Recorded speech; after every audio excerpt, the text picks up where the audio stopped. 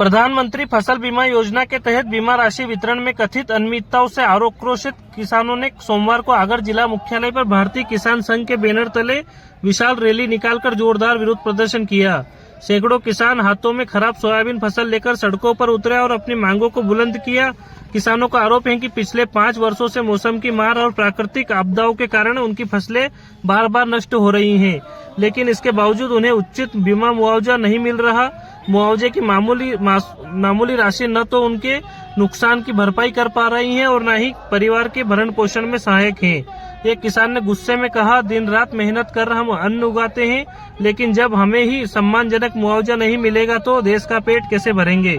किसानों ने जिला प्रशासन और बीमा कंपनियों पर लापरवाही का आरोप लगाते हुए कहा कि सरकार बड़े बड़े दावे तो करती है, लेकिन जमीनी हकीकत इससे कोसों दूर है।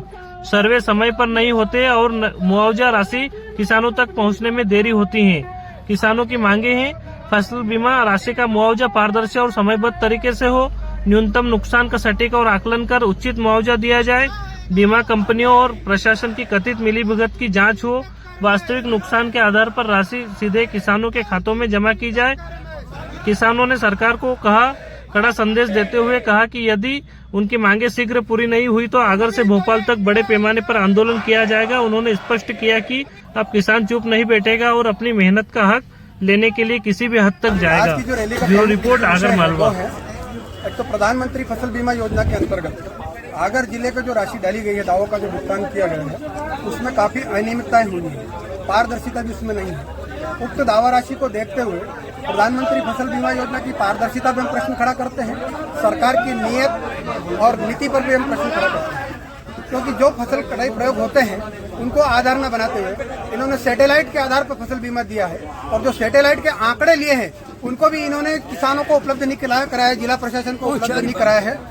इसलिए ये सारी चीजों को देखते हुए भारतीय किसान संघ ये मानता है कि प्रधानमंत्री फसल बीमा योजना किसानों के साथ सबसे बड़ा धोखा है, और इसमें सरकार और प्रशासनिक अधिकारी और बीमा कंपनी सभी उसमें लिप्त है। दूसरा है, अगर सोयाबीन की फसल खराब हो चुकी है, उसको लेकर के आरबीसी 64 के अंतर्गत प्रावधान है।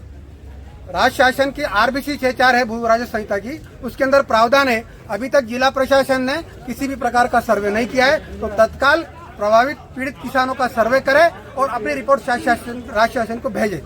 अगर राज्य शासन उस रिपोर्ट के आधार पर किसानों को राहत राशि नहीं देती है, तो आने वाली 15 सितंबर को भारतीय किसान संघ के अखिल भारतीय आह्वान के ऊपर भारतीय किसान संघ जिला इकाई आगर मालवा उक्त मांगों के संबंध में जिला कलेक्टर कार्यालय का घेराव करेगी।